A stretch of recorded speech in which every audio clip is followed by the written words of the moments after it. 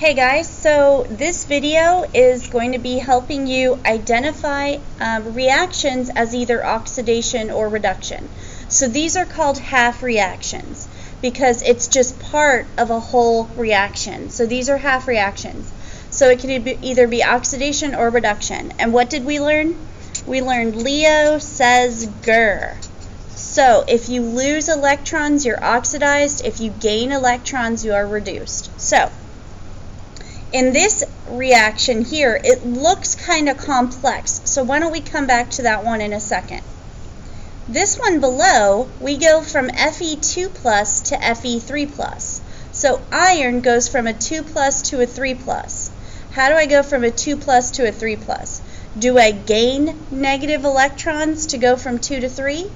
Or do I lose electrons to increase my oxidation number? The answer is I lose electrons, so this one is oxidized. Another way that we can see that is that Fe2 plus is right here. It's in one big piece, one package. Something happens, and now it's broken up into two pieces. What happened is iron lost that electron. It's now floating on the right. The one below it, very similar. Cadmium, one full piece. Something happened, and now it's cadmium, and the electrons are separate from it. That means cadmium must have lost those electrons. So if you lose electrons, they'll be on the right-hand side. They'll be a product, right? Another way we could do this is we go from an oxidation of, remember the oxidation will be 0 for cadmium because he's by himself. You go from 0 to 2 plus. How do you become more positive? You lose electrons, which are negative. So if you lose electrons, you are oxidized. Same thing down here. Wow, it looks like they're giving us a whole bunch of the same thing. So tin, 2 plus, has an oxidation of 2 plus. SN, tin, 4 plus, has an oxidation of 4 plus. And then we lose 2 electrons. So this one's oxidized as well for the same reasons, right? The last one, we'll get into the others, but this one we go from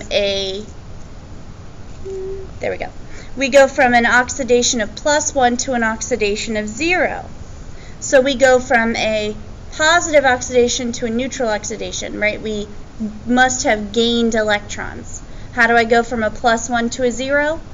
I have to gain negatives. So I have to gain electrons, so I am reduced. Another way to look at it is silver's right here, silver plus. There's an electron floating on right next to him, kind of like he's sitting right next to him. Something happens and they are now together.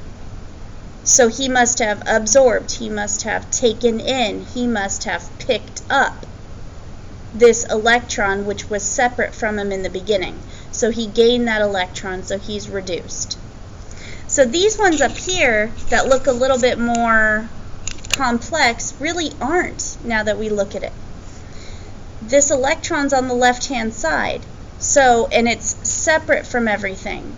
So these compounds must have absorbed this set of electrons to become this product. So they must have gained these electrons. So if you gain an electron, you are reduced. And then this reaction, very similar. These electrons are free floating, right? They're by themselves.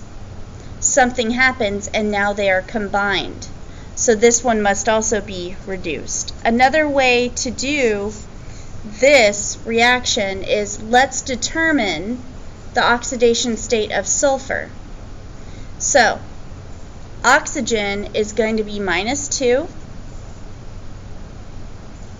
to a total of -8 because there are 4 of them, correct? This has to total out to -2 because of the charge. So sulfur must carry what charge with it, or sorry, what oxidation number with it? It must be a +6. So sulfur's a +6 on the left, and on the right, let's go ahead and total it out. Has to total out to a -2 because of the charge. Oxygen in a molecular compound is -2, and there's 3 of them, so that's a total of -6. So in this example, sulfur must be a +4. So sulfur went from a very positive +6 to a less positive +4. So he became less positive. How do you become less positive? You gain electrons, which are negative, so reduced. So that is our homework problem for Chapter 8 for Chem 101. It's number 34, and that's how you identify reactions as either oxidation or reduction.